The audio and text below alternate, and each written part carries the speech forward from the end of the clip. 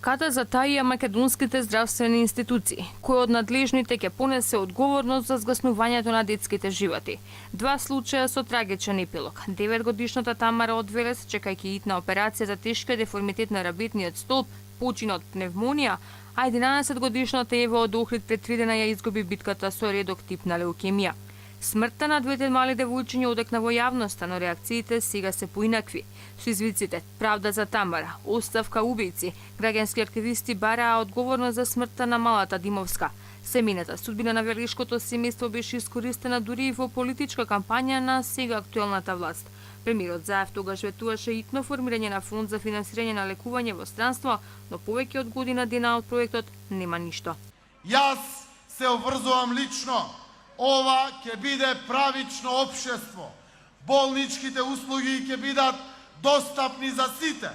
Ќе има бесплатно болничко лекување за сите. Никој да не се грижи дали ќе има пари да плати за да добие здравје или не. Сега фондот и министерството не гледаат никаква одговорност за случајот со Ева, ниту пак имаат било каква реакција од граѓанските организации.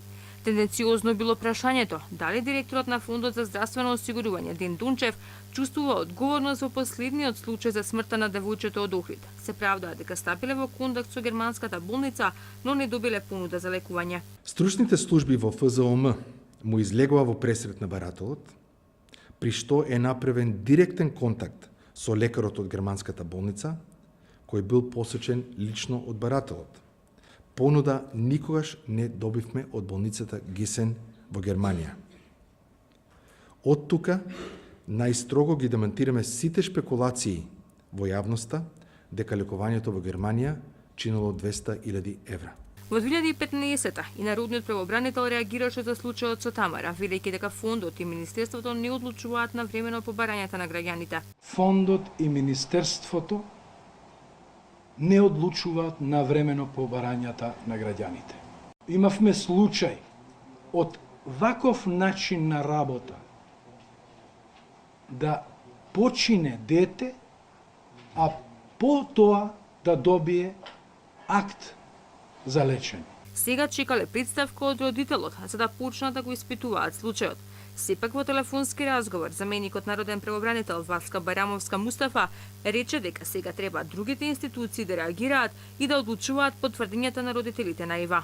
Ние немаме представка од родител поднесена до институцијата народен правобранител, ниту за текот како ја водел постапката, ниту побарал совет за да можеме да утврдуваме. Сега само родителот може да започне постапка и да ги тужи органите доколку се точни неговите тврдења дека благовремено има добиено конзилијарно мислење од Германија. Тоа е работа на друг орган да истражи дали и која кажува вистината и дали некој потврлил во лекувањето. Во случајот со Тамара од Велес започната и постапка во основното јавно обвинителство против првостепената лекарска комисија која го донесе и правичното негативно мислење за лекувањето на Тамара Димовска. 12 лица ќе одговараат за обвинение за несовесно работење во службата. Осомничени се 5 члена од првостепената и второстепената комисија против тогашни двајца директори на ФЗОМ и председателот на управниот одбор на Фондот за здравствено осигурување.